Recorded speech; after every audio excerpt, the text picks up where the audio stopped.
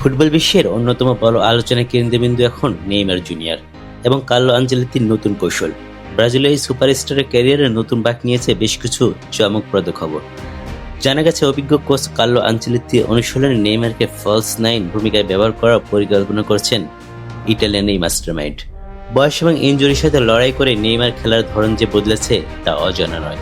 Neymar সে চিরচেনা বিস্ফোরক গতি হয়তো আগের মতো নেই, কিন্তু তার ফুটবল মস্তিষ্ক ভীষণ এবং সৃজনশীলতা এখনো বিশ্বের যে কোনো ডিফেন্সকে তছনছ করে দেওয়ার ক্ষমতা রাখে।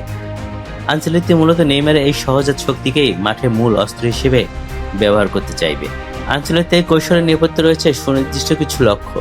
প্লেমেকিং এর স্বাধীনতা, নেইমারে কিছুটা নিচে নেমে খেলার সুযোগ দেওয়া হবে, এতে তিনি মাঝমাঠ ও আক্রমণের মধ্যে সেতুবন্ধন তৈরি করবেন। এর মাঝে স্পেস তৈরি করা, যখনই নেইমার নিচে নেমে বল রিসিভ করবেন প্রতিপক্ষের ডিফেন্ডাররা তাকে মার্ক করতে গিয়ে নিজেদের পজিশন থেকে সরে আসবে, আর তখনই উইং দিয়ে ভিনিসিয়াস জুনিয়র এবং অন্যান্য ফরওয়ার্ডের জন্য তৈরি হবে গোল করার মোক্ষম জায়গা। বুদ্ধিমত্তার ব্যবহার, নেইমারকে এখন আর সারাক্ষণ দৌড়ানোর চাপ নিতে হবে না, বরং নিখুঁত পাসিং এবং সঠিক সিদ্ধান্ত নেওয়ার মাধ্যমে তিনি ম্যাচের ভাগ্য বদলে দেওয়ার দায়িত্ব পালন করবেন। ইতিহাস সাক্ষী যে অনেক বড় বড় ফুটবলার ক্যারিয়ারের শেষ ভাগে এসে ফলস নাইন বা ফ্রি রোল পজিশনে খেলে নতুন করে নিজেকে প্রমাণ করেছেন। আনচেলত্তি সম্ভবত নেইমারের ক্ষেত্রেও সে একই পথ অবলম্বন করতে চাইবেন। এই কৌশলটি সফল বাস্তবায়ন মানেই হলো ব্রাজিল পেতে যাচ্ছে এমন এক নেইমারকে যিনি মাঠে কম দৌড়ালেও প্রতিপক্ষের উপর প্রভাব ফেলবেন অনেক বেশি। একজন পুরনো গোল স্কোরার থেকে তিনি হয়ে উঠবেন মাঠে আসল মাস্টার মাইন্ড।